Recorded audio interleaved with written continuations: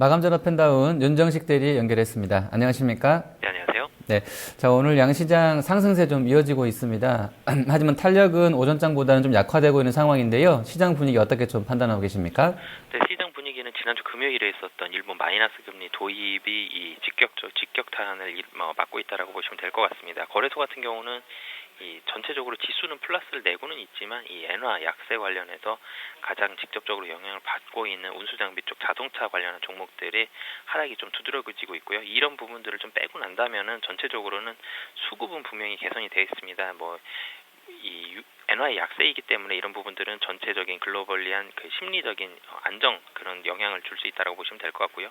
심리적으로 안정감을 줬기 때문에 수급상으로도 국내 증시에서 상당히 좀 많이 외국인이 기술적으로 팔았는데 금일 같은 경우는 약 한 거래소 기준으로 종가까지 본다면 1,000억 정도 매수는 충분히 가능할 것으로 보여서 전체적으로 수급 상황은 좋다. 하지만 이 자동차 관련한 이 유럽 엔화와 직접적으로 영향이 있는 자동차 관련한 종목들은 심리적으로나 실적적으로는 상당히 좀 부담이 될 수 있다라고 보시면 될 것 같습니다.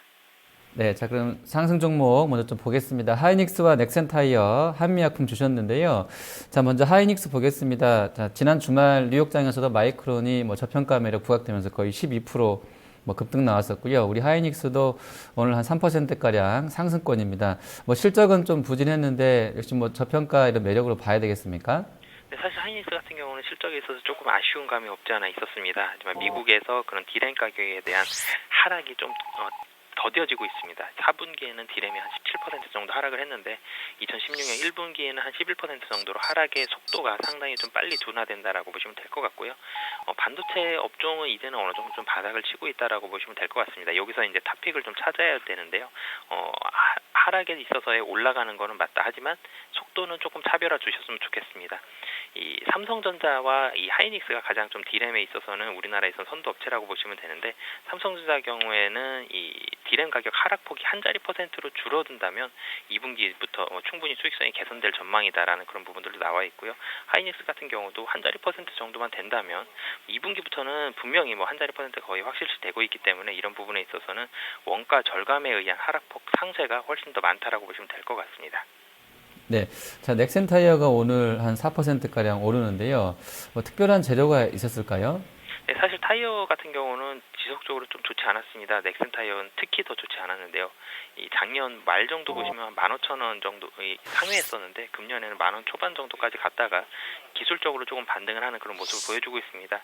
이 타이어주 같은 경우는 원재료 가격이 상당히 좀 중요한 그런 요인들을 나타내고 있는데 이 원재료 합성고무, 천연고무 가격이 천연고무 한 20%대, 합성고무 한 30% 정도 하락을 하면서 원재료 투입 가격 자체가 한 20% 정도 감소가 됐습니다. 이런 부분들은 분명히 긍정적인 영향을 미칠 것으로 보여지고요. 이 넥센 타이어는 저가 메리트가 플러스가 되어 있습니다. 굉장히 좀 빠르게 떨어진 부분들이 있기 때문에 이런 부분에 있어서는 바닥에 있어서의 반등 속도 자체는 조금 더 빠르다. 하지만 상승에 대한 폭 자체는 원재료 가격에 의한 그런 하락을 반영하는 그 정도로 어느 정도 좀 그칠 것으로 보여지고요. 본격적으로 사실 성장을 하기 위해서는 자동차 판매가 좋아져야 되는데 이런 본격화에 대한 부분들은 아직은 물음표이기 때문에 상승 폭에 있어서는 좀 한계는 있을 가능성이 높다라고 보시면 될 것 같습니다. 네, 자, 그리고 한미약품 보겠습니다. 한미사이언스는 올해 상당히 연초에 상당히 좋은 시세 흐름 지난 한 달간 좀 보여줬던 상황이고요.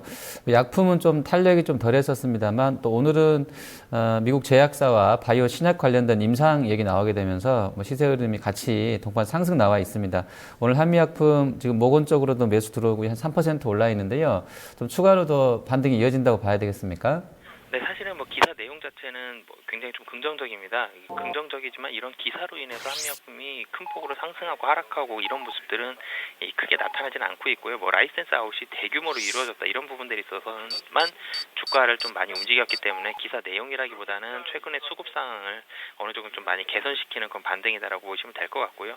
수급이 비교적 괜찮았음에도 불구하고 차트가 조금씩 흘러내렸었는데 이런 부분들을 좀 반등을 시킨다라고 보시면 될 것 같습니다. 전체적으로도 제약 바이오가 거래소도 그렇고 코스닥 쪽에서도 그렇고 금일 같은 경우 수급이 상당히 좀 좋기 때문에 이 대형주들 중에서 좀 불확실한 종목들보다는 그래도 아직까지 수급이 살아있는 제약 바이오 쪽으로는 매수세가 죽지 않고 살아있다라고 보시면 될 것 같습니다.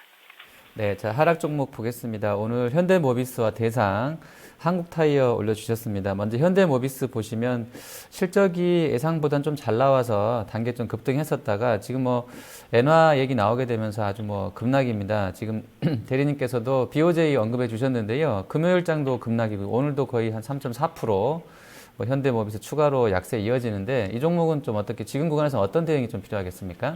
네, 사실 차트상으로 상당히 좋았습니다. 실적이 기대치보다 좋게 나오면서 이 전고점 계속 뚫지 못하던 25만 원대를 뚫고서는 27만 원까지 장중에 올라갔었는데요. 그런 부분들을 BOJ가 모두 엎어버렸습니다. 다시 25만 원까지 오면서 다시 박스권 안으로 들어오는 모양인데요. 이제는 박스권 뚫기보다는 박스권 안에서 움직일 가능성이 좀 더 높다라고 보시면 될 것 같고요.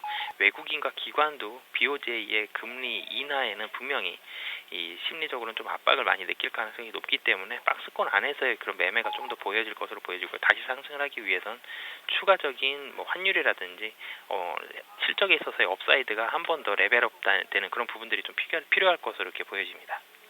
네. 자, 대상은 오늘 실적이 좀 부진했던 것으로 나오면서 12% 현재 급락 중인데요. 지금 뭐 이평선들도 다 깨고 내려가고 있는 흐름입니다. 이 종목은 어떻게 좀 대응해야 되겠습니까? 네, 사실 그 최근에는 시장이 워낙 불안하다 보니까 이런 뉴스가 나오면 엄청나게 빠르게 반응을 하고 많이 반응하는 그런 모습들을 보여주고 있습니다. 좀 전에 말씀드렸던 현대모비스처럼 자동차 관련한 종목들은 일본에서 그런 뭐 엔화 약세 부분이 나오니까 바로 반응을 했고요. 대상 관련 종목도 시장이 불안하다 보니까 실적이 좋지 않게 나오면서 바로 크게 이렇게 반응을 하는 그런 모습입니다. 그렇기 때문에 시장에서 뉴스가 나왔을 때 이 뉴스가 기업의 실적에 영향을 미칠 수 있는 직접적인 요인이다 싶으면은 좀 빠르게 대응하시는 그런 부분들이 필요할 것으로 보여지고요. 하지만 대상 뭐 금일 같은 경우 대부분 좀 반영을 한 것으로 이렇게 보여집니다. 그렇게 따진다면 한 32,000원 정도에서는 뭐 지금 121선 저점으로 해서 반등을 할 가능성은 좀 높아 보이긴 하는데요. 32,000원 정도까지 떨어진다면 여기서는 추가적인 하락은 그렇게 나오지 않을 가능성이 높다라고 이렇게 보여집니다. 네. 자, 종목 중에서 마지막으로 한국타이어 보겠습니다. 지금 이번 주 목요일 날 실적 앞두고 있는데 오늘 한투 쪽에서 상당히 좀 뭐 시장 예상보다는 좀 좋지 않겠냐 실적이 이렇게 좀 전망했습니다만 한국타이어는 오히려 한 4% 오늘 뭐 밀려 있습니다. 지금 외국계 창구로도 한 5,000주 팔자가 우세한 상황이고요. 이 종목은 실적 시즌에 들어가면서는 목요일까지는 좀 어떻게 보수적으로 좀 대응을 해야 되겠습니까? 네, 사실은 그 내용 자체는 넥센타이어 금일 오르고 있는 넥센타이어보다 떨어지고 있는 한국타이어가 좀 더 좋습니다.